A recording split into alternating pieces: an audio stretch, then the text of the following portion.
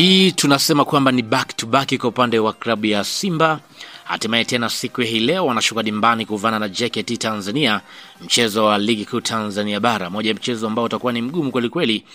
JKT Tanzania wako vizuri kwenye eneo la kuzuia. Kwa hiyo hii ni mechi nyingine ambayo kwa upande wa JKT Tanzania watakuwa wakitaka kuonyesha ubora wao kulingana na aina ya kikosi ambacho alichonacho.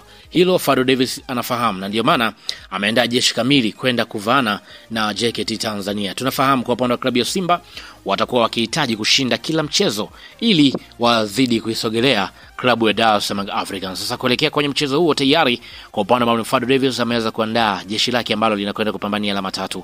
Sasa kabla sijakwenda kukutajia kikosi hapa, nikukumbushe tu kwamba hii hapa ni Swahili Media. Kama bado hujaweza kusubscribe, basi nikuombe subscribe ili tuwe pamoja siku zote. Mimi naitwa Chicharito, karibu sana tuweze kuangazia hapa kikosi kwa upande wa klabu ya Simba dhidi ya JKT Tanzania.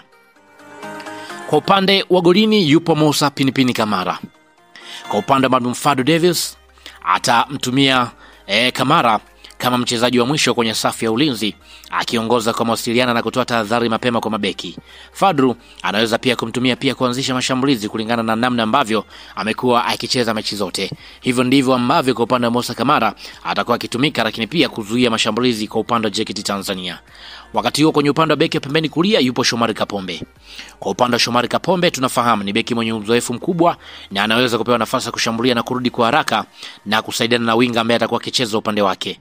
Tunafahamu ni mchezaji mzuri, amekuwa akiweza kupiga cross nzuri na kupandisha mashambulizi kwa kasi. Kwa upande wa Fadlu atamtaka Kapombe awe makini pia kurudi kwa haraka kudhibiti mawinga wa JKT Tanzania. Kwa upande wa beki wa pembeni kushoto yupo Mohamed Hussein Zimbo Jiyara. Kwa upande wa Mohamed Hussein atatumika kwa mbinu ya kupanda na kushuka kwenye upande huo wa kushoto, huku pia akimpa msaada winga ambaye atakuwa akicheza kwenye upande wake, uwezo wake akipiga crossi ambazo zimekuwa na madhara, lakini pia ana uwezo kupandisha timu kwa haraka zaidi. Kwa upande wa Fadlu Davis atakuwa akimtaka pia Mohamed Hussein kuimarisha mashambulizi kwenye eneo hilo la pembeni. Wakati huo mabeki wa katikati yuko Abdrazak Hamza. Kwa upande wa Hamza tunafahamu ni beki mwenye utulivu wa hali ya juu, anaweza kuhimili pressure ya washambuliaji tofauti tofauti. Kwa upande wa Fadlu Davis atakuwa akimtaka kwa upande wa Abdrazak Hamza atamtumika kwa kazi ya kupandisha mashambulizi moja kwa moja, lakini pia kufunga pengo ikiwa beki wa pembeni atakuwa amesogea mbele zaidi. Hivyo ndivyo ambavyo kwa upande wa mwalimu atakuwa akimtumia. Wakati huo pia Chamu Karabu bado anaendelea kuaminiwa ndani ya kikosi. Kwa upande wa Karabu tunafahamu ana uwezo kusoma mchezo na kutoa pasi kutoka nyuma, lakini pia atasaidiana na Abdrazak Hamza kama safu ya ulinzi ya kati, lakini pia anaweza kutumika kama mpiga pasi wa mipira mirefu kwenda kwa mawinga au kwa mshambuliaji wa mbele. Lakini pia kwenye eneo la viungo yupo Yusuf Kagoma. Kwa upande wa Kagoma ni kiungo mkabaji. Tunafahamu Kagoma ni mchezaji mwenye utulivu wa hali ya juu kwenye eneo la katikati, lakini pia tunafahamu ana uwezo wa kutuliza mchezo na kupokonya mipira. Fadlu atamtumia kama mlinzi wa kiungo ambaye akiwalinda viungo wengine pamoja na mabeki, lakini pia na kuhakikisha hakuna mipira mingi inayopenya kuelekea kwa mabeki wa klabu ya Simba. Ni kiungo ambaye atakuwa anasawazisha pressure kwa upande wa Simba. Lakini pia Fabrice Ngoma atakuwepo baada ya kukosekana kwenye mchezo uliopita, hatimaye anarejea. Kwa upande wa Ngoma tunafahamu ndio kiungo wakati ambaye anasambaza mpira kuelekea mbele. Fadlu atamtumia kusimamisha kasi ya mchezo na kupangilia mashambulizi na kusaidia kudhibiti position ya mpira. Anaweza pia kushuka nyuma kusaidia kutuliza mechi wakati Simba wakiwa chini ya pressure.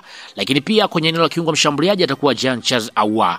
Kwa upande wa Ahoua alikosekana kwenye mechi iliyopita na tuliweza kuona namna ambavyo kukosekana kwake kuna baadhi ya maeneo kama hivi yalikuwa hayatengenezi nafasi. Hivyo kurejea kwake tunafahamu ni kiungo ambaye ana uwezo kupiga pasi za mwisho, lakini pia Fadlu atamtegemea zaidi kuunganisha viungo wa washambuliaji na kutoa msaada karibu na mshambuliaji. Anaweza pia kupiga mashuti ya mbali akiwa na nafasi. Wakati huo pia kwenye eneo la winga pembeni kulia yupo Kibu Dennis.